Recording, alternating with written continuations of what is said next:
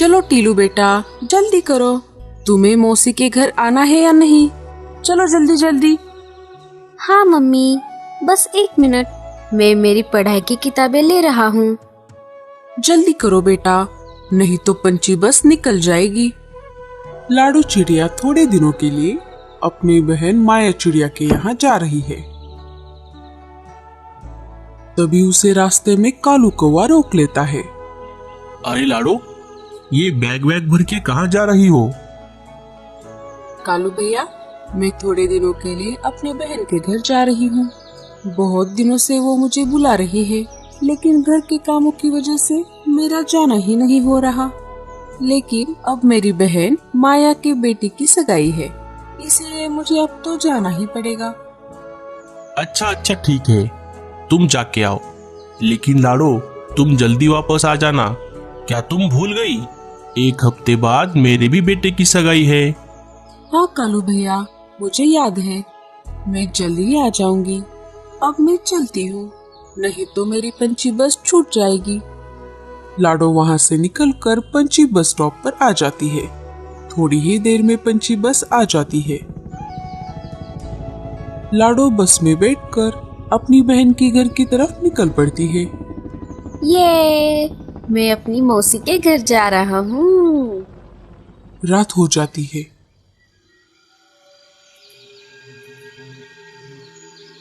अरे वाह, ये कौन सा जंगल है?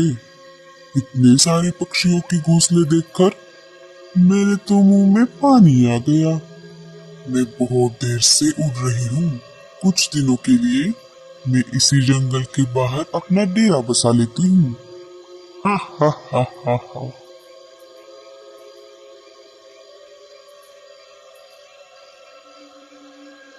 ईम रीम क्लीम छू।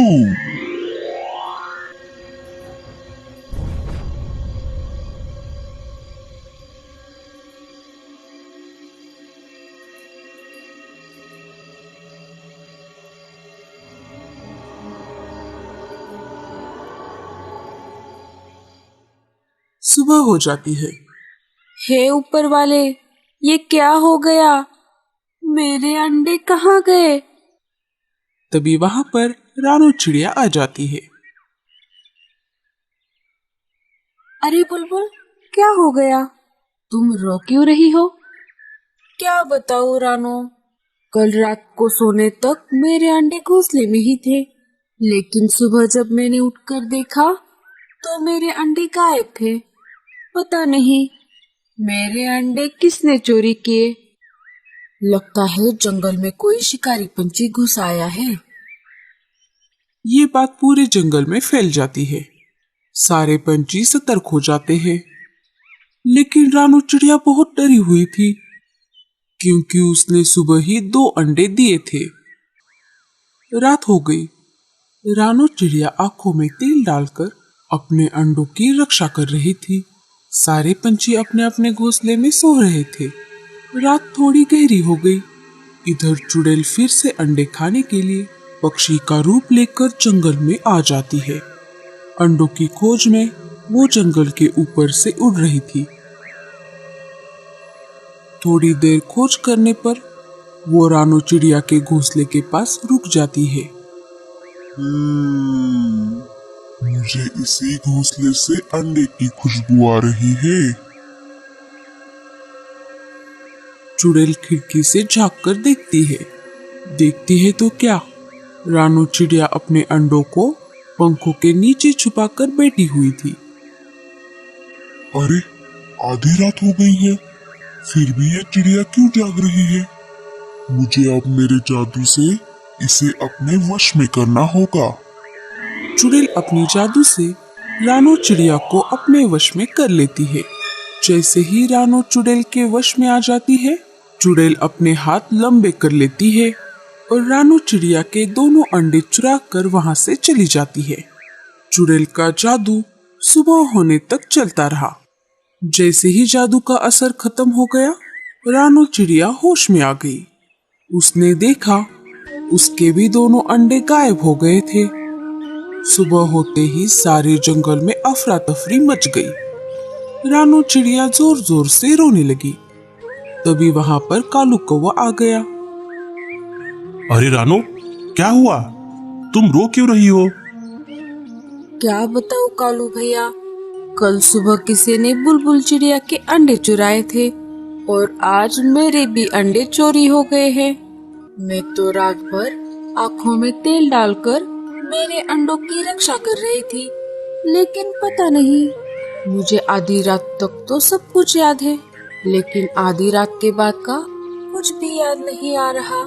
सुबह जब मेरी आंखें खुल गई तब मैंने देखा कि मेरे भी अंडे गायब थे। रानो की बात सुनते ही कालू कौवा सोच में पड़ गया कि ऐसा कैसे हो सकता है। लगता है जंगल में सच में कोई चालाक शिकारी पंछी घुस आया है। वो दिन में नहीं रात में शिकार कर रहा है। मैं एक बार जाकर पूरा जंगल छान मार लेता हूँ, देखता हूँ कोई नया पंछी का घोंसला मुझे दिख जाए। कालू जंगल के ऊपर से उड़ रहा था। थोड़ी देर ऐसे ही खोज करने पर जंगल के बाहर एक बड़े से अजीब से डरावने पेड़ के एक टहनी पर कालू को एक अनजान घोंसला दिख जाता है। वो तो अच्छा हुआ कि उस वक्त वो चुड़ैल खाने की तलाश में घोंसले से बाहर गई थी। अरे, ये किसका घोंसला है? पहले तो ये घोंसला यहाँ नहीं था। मुझे घोंसले के पास जाकर देखना पड़ेगा। लगता है घोंसले में कोई नहीं है। मैं अंदर जाकर देखता हूँ, तभी मुझे सच्चाई का पता चलेगा। कालू चुपके से घोंसले के अंदर जाकर देखता है। अंदर जाते ही कालू की आंखें फटी की फटी रह जाती है। पूरे घोंसले में हड्डियों के कंकाल पड़े हुए थे, अंडों के छिलके और तंत्र मंत्र का सामान भी पड़ा हुआ था। कालू समझ जाता है कि ये कोई मामूली पंछी का घोंसला नहीं है। कालू एक सेकंड का भी वक्त ना गवाते हुए वहां से अपनी जान बचाकर निकल लेता है और पास वाली एक पेड़ की टहनी पर एक बड़े से पत्ते के पीछे छुपकर उस घोंसले पर नजर रखता है। धीरे धीरे शाम हो जाती है। तभी वहां पर चुड़ैल पक्षी के रूप में उड़ते हुए आ जाती है। घोंसले के पास आते ही वो अपने असली रूप में आ जाती है और घोंसले के अंदर चली जाती है। ये सब नजारा कालू पास वाले पेड़ की टहनी पर बैठकर देख रहा था। अच्छा, तो ये एक जादूगरनी चुड़ैल है। लगता है यही रात में जंगल में आकर पक्षियों के अंडे चुरा कर खा रही है। इसके पहले कि ये आज रात को फिर से किसी के अंडे चुरा कर खा ले, उसके पहले मुझे इसे सबक सिखाना पड़ेगा। कालू सीधा वहां से निकलकर तंत्र मंत्र करने वाले जादूगर तोते के पास आ जाता है। कालू सारी बातें तोते को बता देता है। बस इतनी सी बात, मैंने ऐसे बहुत सारे चुड़ैलों को धूल चटाई है। रुको, मैं अभी तुम्हें इसका उपाय बताता हूँ। जादूगर तोता अपनी पोटली से बड़ा सा जादुई अंडा निकाल लेता है और कालू के सामने रख देता है। कौवे, मेरी बात ध्यान से सुन। ये कोई मामूली अंडा नहीं है, ये एक जादुई अंडा है। अब तुझे सिर्फ एक काम करना है। कैसे भी करके तुम्हें उस चुड़ैल को इस अंडे के पास लेकर आना होगा, और जैसे ही वो चुड़ैल इस अंडे को छू लेगी, वो तुरंत इसके अंदर कैद हो जाएगी। उसे इस अंडे तक कैसे लाना है, ये मैं अच्छी तरह से जानता हूँ। आप बस ये अंडा यहीं पर रख दीजिए और यहीं कहीं आसपास छुप जाइए। अगर वो यहाँ आ गई और उसके अंडे को छूने पर भी अगर वो इसके अंदर कैद नहीं हुई, तो आप कोई दूसरा जादू करके उसे कैद कर लेना। ठीक है, अब जल्दी जाओ और उस चुड़ैल को यहाँ तक लेकर आओ। रात हो गई थी, सारे पंछी सो गए थे। इधर कालू चुपके से चुड़ैल के घोंसले के खिड़की के पास आ जाता है और बड़बड़ाने लगता है। सुना है जंगल के उत्तर दिशा में बरगद के पेड़ के पास जो झरना है, उसके पास ही एक शुतुरमुर्ग ने ताजा ताजा अंडा दिया है। शुतुरमुर्ग का अंडा कितना बड़ा होता है और खाने में भी उतना ही स्वादिष्ट। मैं अभी जाता हूँ और उस अंडे की दावत उड़ाता हूँ। कालू वहां से निकल जाता है। कालू की ये सारी बातें चुड़ैल अंदर से सुन रही थी। अरे वाह, आज तो मजा ही आ गया। कितने दिन हो गए मैंने शुतुरमुर्ग का अंडा नहीं खाया। मुझे शुतुरमुर्ग का अंडा बहुत पसंद है। इसके पहले कि ये कौवे का पिल्ला उस अंडे को खा ले, मैं उसके पहले ही वहां पर चली जाती हूँ। चुड़ैल बिना अपना रूप बदले घोंसले से निकल पड़ती है और कालू के पहले ही अंडे के पास आ जाती है।